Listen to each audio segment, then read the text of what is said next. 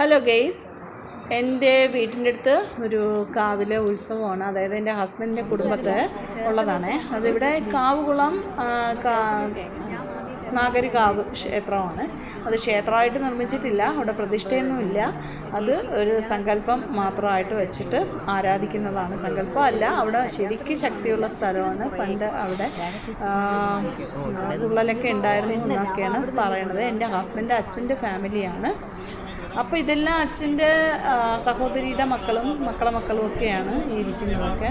പിന്നെ അച്ഛൻ്റെ സഹോദരിയാണ് ഈ ഇരിക്കുന്നത്, ഒരു മാമിയാണ്. ആ മാമിയുടെ മോളൊക്കെയാണ്. ഇതൊക്കെ കൊച്ചുമോളാണ് അങ്ങേറ്റം ഇരുന്നത്. അപ്പോൾ അവിടെ നാഗരൂട്ട് നടക്കുകയാണ്. അതിനിടയിലാണ് ഞാൻ വീഡിയോ എടുക്കാനായിട്ട് എടുത്തുകൊണ്ടിരിക്കുന്നത്. ഞാൻ ചെന്നതും ആ ടൈമിനാണ്.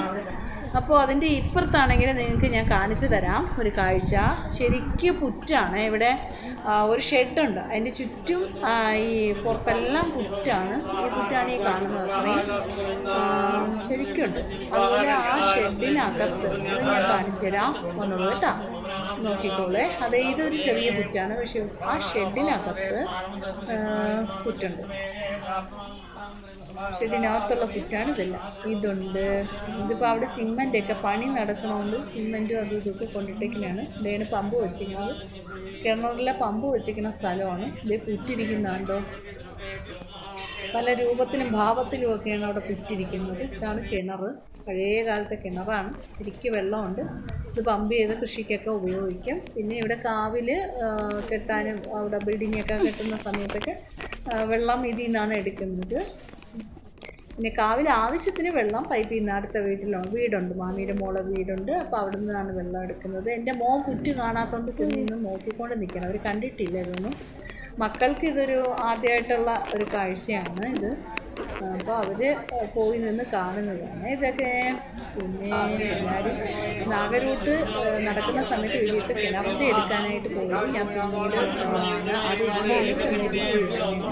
അത് കിണറൊന്ന് കാണിച്ചു തരാൻ വേണ്ടി. പിന്നെ നാഗരൂട്ടിലൂടെ പൂജ നടക്കുന്ന സമയവും എല്ലാവരും ഇത് മാമിയുടെ മോൻ്റെ ഭാര്യ ബിന്ദു. ഇതെല്ലാം മാമിയുടെ മക്കളാണ് ഓരോരുത്തരും. അതിൻ്റെ കൊച്ചു മക്കളും എല്ലാവരും. ചേച്ചി ഞങ്ങളുടെ ചേച്ചി താമസിക്കുന്നത് അത് മാമിയുടെ മോളുകൊണ്ടുതന്നെ. അങ്ങനെ എല്ലാവരും എല്ലാവരും ഇരിക്കുന്നുണ്ട്. എൻ്റെ നാത്തൂനും ഇതിൻ്റെ ഇടയിലുണ്ട്, കാണിച്ചു തരാവേ. നേരത്തെ കാണിച്ചതിലുണ്ട് മഞ്ഞ ചുരിദാറിട്ടത്. വീണ്ടും ഒന്നുകൂടെ ഇതിൽ കാണും എന്ന് പ്രതീക്ഷിക്കുന്നു. ഞാൻ എടുത്തിട്ടുണ്ടായിരുന്നു 2 പ്രാവശ്യമൊക്കെ.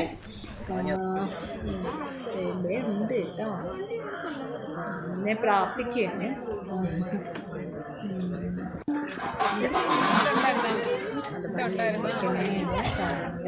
വർഷത്തിലൊരിക്കലാണ് ഇവിടെ പൂജ നടത്തുന്നത്. അങ്ങനെ ഇത് ഡിസംബറിലാണ് സാധാരണ നടത്തുന്നത്. അപ്പം ഡിസംബറിൽ പ്രാവശ്യം ഒരു മരണം ഉണ്ട്, നടത്താൻ സാധിച്ചില്ല. അപ്പോൾ അത് ഈ മാസം നടത്തി. അവിടെ മഞ്ഞ ഷോൾ ഇട്ടു. എൻ്റെ ഈ കാണുന്നതാണ് എൻ്റെ ഹസ്ബൻഡിൻ്റെ അനിയത്തിയാണ്.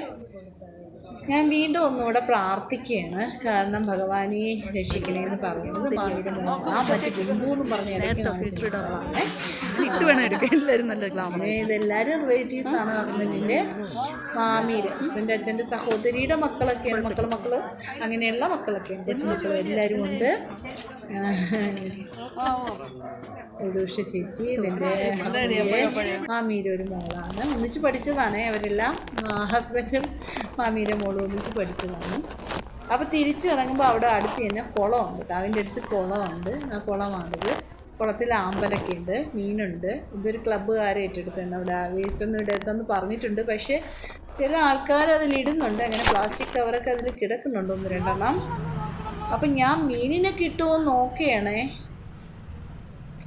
മീനിനെ കാണിച്ചു തരാനായിട്ട് എനിക്ക് സാധിക്കുന്നില്ല. ഞാൻ മാക്സിമം ശ്രമിക്കുന്നുണ്ട്. മോൻ അതിനെ മീനിന് പറ്റിക്കുകയാണ്. മീനിന് ഫുഡൊന്നും കൊണ്ടുപോയില്ല. അപ്പോൾ അവിടെ ഈ ടിക്കന് ഈ കേൾക്കുന്ന ഒരു കായുണ്ട്.